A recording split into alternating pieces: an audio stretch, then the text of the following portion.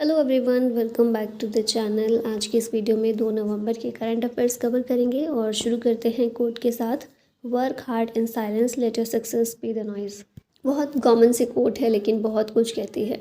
बहुत ज़्यादा अपने बारे में बातें करना, बहुत ज़्यादा बताते रहना कि हम ये कर रहे हैं वो कर रहे हैं, जो कर रहे हैं उसके बारे में प्राउड से बताना बड़ी बात नहीं है, बल्कि वो करके दिखाएं और फिर बताने की ज़रूरत ही ना पड़े, अपने आप सबको पता चल जाए कि क्या किया है। वो प्राउड वाला मोमेंट होता है। तो इसलिए फोकस कीजिए, बस ज़्यादा बड़बोले बनने की ज़रूरत नहीं है। बहुत लोग होते हैं जो सिर्फ बोलते इतना है कि बोल बोल कर ही ख़त्म हो जाती हैं चीज़ें उनकी। चलिए इसी के साथ क्वेश्चंस देखते हैं अपने। Who has been appointed as the 53rd chief justice of India and is set to take oath on November 24, 2025। तो हमें पता ही है, ये जस्टिस सूर्यकांत हमारे नए CJI हैं, जो कि 53वें CJI हैं। Department of justice, ministry of law and justice के द्वारा ये अनाउंसमेंट की गई है। प्रेसिडेंट द्रौपदी मुर्मू के द्वारा इनको अपॉइंटेड किया जाएगा आर्टिकल 124(2) के तहत। ठीक है, ओथ अपनी ये लेंगे 24 नवंबर के दिन। अभी हमारे CJI हैं BR गवई। 23 नवंबर को ये रिटायर होने वाले हैं, तो 24 नवंबर फिर इनकी ओथ हो जाएगी। ठीक है, और 65 साल की उम्र तक इनका टर्म रहने वाला है। 9 फरवरी 2027 तक ये CJI रहेंगे भारत के। हरियाणा से पहले CJI हैं ये जो बने हैं। और अब इनके बारे में थोड़ी चीज़ें दी गई हैं। जैसे लॉ प्रैक्टिस इन्होंने शुरू की थी हिसार में 1984 में, फिर पंजाब और हरियाणा हाई कोर्ट में आए। यंगेस्ट एडवोकेट जनरल हरियाणा के बने 2000 में एट द एज ऑफ 38।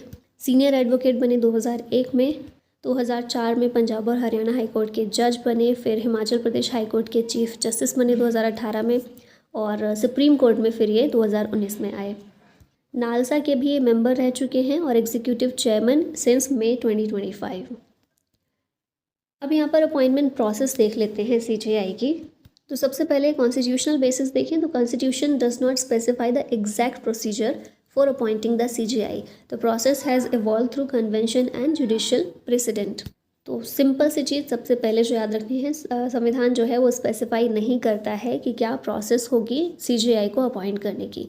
अब कुछ चीज़ें हैं जो हम समय से देखते आ रहे हैं कि टाइम टू टाइम इन चीज़ों पर ध्यान दिया जाता है। सबसे पहली है सीनियरिटी प्रिंसिपल, मतलब जो सुप्रीम कोर्ट के सीनियर मोस्ट जज होंगे उनको कन्वेंशनली अपॉइंट कर दिया जाता है अगले चीफ जस्टिस ऑफ इंडिया के तौर पर। फिर रिकमेंडेशन प्रोसेस होती है। Outgoing CJI recommends the name of their successor to the government of India following the seniority norm. जो जैसे अभी BR गवई हैं, उनके द्वारा सीनियरिटी बेसिस पर रिकमेंड कर दिया गया सरकार को जस्टिस सूर्यकांत का नाम। फिर एग्जीक्यूटिव अप्रूवल होता है। Union law minister forwards the recommendation to prime minister who advises the president to make the final appointment. ठीक है, तो अपॉइंटमेंट करते हैं प्रेसिडेंट, लेकिन उनको फाइनल एडवाइस कहाँ से आती है? प्राइम मिनिस्टर की तरफ से। एक्सेप्शंस क्या हैं? द सीनियरिटी कन्वेंशन बाईपास किया गया भारत में 2 बार। जैसे हमने देखा ना कि सीनियर मोस्ट जज जो होंगे उनको अपॉइंट कर दिया जाता है, लेकिन 2 बार इसको बाईपास किया जा चुका है। 1973 में जस्टिस AN रे को बनाया गया था सीनियर मोस्ट जज को अनदेखा करके, और इसी तरह 1977 में जस्टिस MH बेग को। However 1993 supreme court collegium judgment reaffirmed the seniority basis convention as the guiding principle. मतलब 1993 में बोला गया ये कि सीनियरिटी बेस्ड जो कन्वेंशन है इसको ध्यान में रखा जाए जब भी CJI के लिए रिकमेंड करना हो तो। नेक्स्ट क्वेश्चन है, in 2025 where did the prime minister address the international Arya Mahasammelan celebrating 150 years of Arya Samaj legacy. तो ये है नई दिल्ली, जहाँ पर प्राइम मिनिस्टर ने एड्रेस किया इस महासम्मेलन को। आर्य समाज 1875 में स्थापित हुआ था बॉम्बे में, अभी मुंबई जिसको कहते हैं। स्वामी दयानंद सरस्वती ने इसकी स्थापना की थी। इनके द्वारा बहुत इंपॉर्टेंट स्लोगन्स दिए गए थे, जैसे गो बैक टू वेदास, वेदों की ओर लौटो, और the Vedas are the source of all knowledge. हमारे समाज के बिलीफ क्या हैं? 1 formless god, rejection of idol worship and ritualism. Social reforms किए गए इस समाज के द्वारा काफ़ी, जैसे कि एजुकेशन, गर्ल्स के लिए एजुकेशन को प्रमोट किया, opposed sati, caste discrimination and superstitions, introduced the Shuddhi movement and formed cow protection association 1882 में। दयानंद एंग्लो वैदिक स्कूल्स खोले गए आर्य समाज के द्वारा एंड कॉलेजेस खोले गए for boys and girls. Trading caste के बीच में बहुत ज़्यादा स्ट्रॉन्ग रहा है आर्य समाज का बेस, ठीक है, सपोर्ट बेस। और 1893 में पंजाब में ये स्प्लिट हो गया था मॉडरेट फैक्शन और रेडिकल फैक्शन के बीच में। अब यहाँ पर रिवाइज कर लेते हैं social religious reform movements. Arya Samaj की स्थापना की थी स्वामी दयानंद सरस्वती ने 1875 में बॉम्बे में। प्रार्थना समाज की स्थापना डॉक्टर आत्माराम पांडुरंग ने की 1867 में बॉम्बे में। फिर है ब्रह्मो समाज, राजा Ram Mohan Roy 1829 Calcutta. Servants of Indian society Gopal Krishna Gokhale ने स्थापना की 1905 में बॉम्बे में। तत्वबोधिनी सभा की स्थापना देवेंद्र नाथ टैगोर ने की 1839 में कलकत्ता में। रामकृष्ण मिशन की स्थापना स्वामी विवेकानंद ने की 1897 में बेलूर में। International social conference MG Rana day 1887 में बॉम्बे में। Young Bengal movement Henry Viven Derozio ने शुरू किया 1826 में कलकत्ता में। फिर सोशल सर्विस लीग की स्थापना NM जोशी ने की 1911 में बॉम्बे से। सुधारण ब्रह्मो समाज आनंद मोहन बोस ने स्थापित किया 1878 कलकत्ता में। धर्म सभा की स्थापना राधाकांत देव ने की 1830 में कलकत्ता में। रहनुमाई माजदायन सभा दादा भाई नौरोजी ने शुरू की 1851 में बॉम्बे में। फिर देव समाज शुरू किया शिवनारायण अग्निहोत्री ने 1887 में लाहौर में। दक्कन एजुकेशन सोसाइटी की स्थापना जी अगरकर ने 1884 में की पुणे से। सेवा समिति स्थापित की HN कुंजरू ने 1914 में इलाहाबाद से। थियोसोफिकल सोसाइटी HP ब्लावत्स्की और कर्नल ऑलकॉट ने की 1875 में न्यूयॉर्क में। आत्मीय सभा की स्थापना राजा राममोहन रॉय ने की 1815 में कलकत्ता। पूना सेवा सदन रमाबाई रानाडे और GK देवधर ने की 1909 में पुणे में। फिर है परमहंस मंडली दादोबा पांडुरंग ने की 1849 में बॉम्बे में। और ब्रह्मो समाज ऑफ इंडिया केशव चंद्र सेन ने स्थापित किया 1866 में कलकत्ता। और राधा स्वामी सत्संग की स्थापना की शिव दयाल साहब ने 1861 में आगरा में। Who became India's 90th chess grand master in 2025? ये हैं Ilamparthi AR, option C correct है। अभी हमने कल ही ये रिवाइज़ किया था। 89th हैं S रोहित कृष्णा, 88th हैं Divya Deshmukh, 87th Hari Krishna A, 86th Shrihari LR, 85th Shyam Nikhil P, 84th Ramesh बाबू वैशाली। और अभी latest 90th chess grand master Bharat के इलम पार्थी AR हैं। Which country successfully tested the nuclear powered under water super weapon Poseidon? तो यहाँ पर ऑप्शन होगा Russia correct, option C।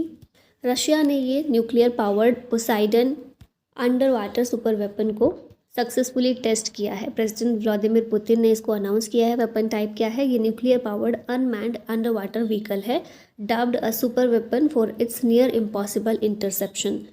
NATO के द्वारा इसको कैनियन कहा जाता है। डायमेंशंस की देखिए 20 मीटर लॉन्ग, 8 मीटर डायमीटर और 100 टन्स वेट है। Up to 10,000 kilometre range and 185 kilometre per hour speed. 2 megaton nuclear warhead ये कैरी कर सकता है, कॉजेज मैसिव कोस्टल डिस्ट्रक्शन। इसके लॉन्चिंग प्लेटफॉर्म कौन से हैं? बेलगोरोद क्लास और खाबरोव्स्क क्लास सबमरीन्स के ज़रिए इसको लॉन्च किया जा सकता है। नेक्स्ट आते हैं, क्वेश्चन है what is the Hindi translation of the last day released by साहित्य अकेडमी? ये है अंतिम दिन। तो लास्ट डे, अंतिम दिन इसका हिंदी वर्जन है जो कि नई दिल्ली में साहित्य अकेडमी के द्वारा रिलीज़ किया गया है in collaboration with embassy of Lithuania. Author हैं इसके जेरोस्लावास मिलनिकास, लिथुआनियन यूक्रेनियन पर्सन है ये, जिनके द्वारा द लास्ट डे बुक लिखी गई है। हिंदी वर्जन है इसका अंतिम दिन, जिसे ट्रांसलेट किया डॉक्टर पूनम तिवारी ने। फर्स्ट एवर लिथुआनियन फिक्शन है जिसे हिंदी में ट्रांसलेट किया गया है। थीम्स इसकी क्या हैं? Existential change, culture and identity. Significance इसका है strengthens India Lithuania cultural ties and promote global literature in Hindi languages, in Indian languages. अब रिवाइज कर लेते हैं यहाँ पर रिसेंट बुक्स और ऑथर्स को। तो स्वप्निल पांडे के द्वारा लिखी गई wings of valour, Shiv Kumar Mohanka की है above and beyond, doctor P Vijay Anand Reddy की है मैंने कैंसर को जीत लिया, जनरल अनिल चौहान ने लिखी ready relevant and resurgent 2 shaping a future ready force. Malayalam poet and lyricist BK Harinarayanan की बुक है Shivam Shubham the biography of a couple. Lieutenant general Raj Shukla जो रिटायर्ड हैं, इनकी बुक है civil military fusion as a metric of national power and comprehensive security. Amish Tripathi की है Chola tigers the avengers of Somnath in Chennai. Arundhati Roy की है मदर मेरी comes to me in Kochi. Lieutenant general KGS Dhillon retired हैं, इनकी बुक है operation Sindoor the untold story of India's deep strikes inside Pakistan. Priyamvada Jaikumar की book है MS Swaminathan the man who fed India. Doctor Ananya Awasthi and doctor Nikhil Yadav की book है living the Vivekananda way. Which word was chosen as dictionary.com's word of the year 2025? ये word है 67 dictionary.com का word of the year है ये, declared by dictionary.com, pronounced as 67, created by Gen Alpha. इसका origin होता है Skrilla's song, from Skrilla's song Doot Doot, popularized as an online meme and slang used to express so or maybe, often humorously or as an inside joke. Gen alpha का digital humour ही reflect करता है and the fast evolving online language culture. Purpose क्या है इसका? Acts as a linguistic time capsule capturing 2025 viral trends and social moods. Next question है which former Indian hockey goalkeeper passed away recently? यह है Manuel Frederick, option B correct है। 31 अक्टूबर को ही इनकी मृत्यु हुई है। फॉर्मर हॉकी गोलकीपर है ये। 78 साल की उम्र में बेंगलुरु कर्नाटका में इनका देहांत हुआ है। निकनेम इनका टाइगर है, इससे भी याद रखिएगा। ओलंपिक मेडलिस्ट भी रह चुके हैं। ब्रॉन्ज मेडल इन्होंने 1972 म्यूनिक ओलंपिक्स जर्मनी में जीता था। नेक्स्ट है in October 2025 where was the first joint working group meeting on agriculture between India and Sri Lanka held? ये हुई कृषि भवन नई दिल्ली में, तो यहाँ सी करेक्ट है। First joint working group meeting हुई एग्रीकल्चर को लेकर। इसे को चेयर किया गया इंडिया के डॉक्टर देवेश चतुर्वेदी और श्रीलंका के डीपी विक्रम सिंघे के द्वारा। एम है इसका to boost cooperation in agriculture and allied sectors. Focus इसमें रहेगा farm mechanisation, organic farming, seeds, agri entrepreneurship, soil health, market access, climate resilience पर। How many Indian states and union territories celebrated their formation day on November 1? 1 नवंबर को 7 राज्यों और 2 union territories ने अपने foundation day या फॉर्मेशन डे को celebrate किया। अब कौन कौन से देख लेते हैं। स्टेट्स हैं आंध्र प्रदेश, छत्तीसगढ़, हरियाणा, पंजाब, कर्नाटक, केरल, मध्य प्रदेश, और 2 यूनियन टेरिटरीज़ हैं लक्षद्वीप और पुडुचेरी। तो 7 इंडियन स्टेट्स और 2 यूनियन टेरिटरीज़ का फॉर्मेशन डे होता है 1 नवंबर को। नेक्स्ट है recently the world's first ever white Iberian lynx was spotted in which country? इसे स्पेन में स्पॉट किया गया। दुनिया का पहला white Iberian lynx spotted in Spain, rare discovery है ये यूरोप का एंडेमिक है, found only in south west Spain on the Iberian peninsula. Carnivorous और नॉक्टर्नल है ये, primarily hunts rabbits. Among the world's most endangered wild cats, identified by its pointed ears, long leg and spotted fur. अब यहाँ पर 1 नवंबर के current revise कर लेते हैं। 31 अक्टूबर को नेशनल यूनिटी डे होता है, राष्ट्रीय एकता दिवस। नामित Bir Singh Walia became Punjab second international master.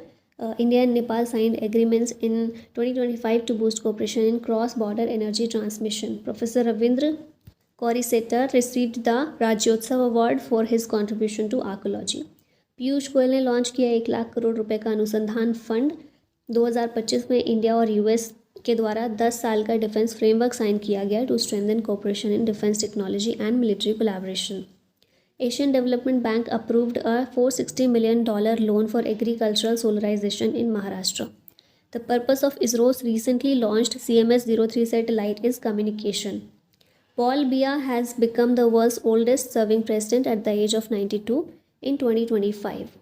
अब आगे कुछ प्रीवियस ईयर क्वेश्चन भी देख लेते हैं नए क्वेश्चन पैटर्न के साथ। तो पहला क्वेश्चन है चूज़ द करेक्ट स्टेटमेंट। देखते हैं पहली स्टेटमेंट है Lal Bahadur Shastri national academy of administration trains future IAS। Correct है statement. Polytechnics are mandated to award MBBS degree.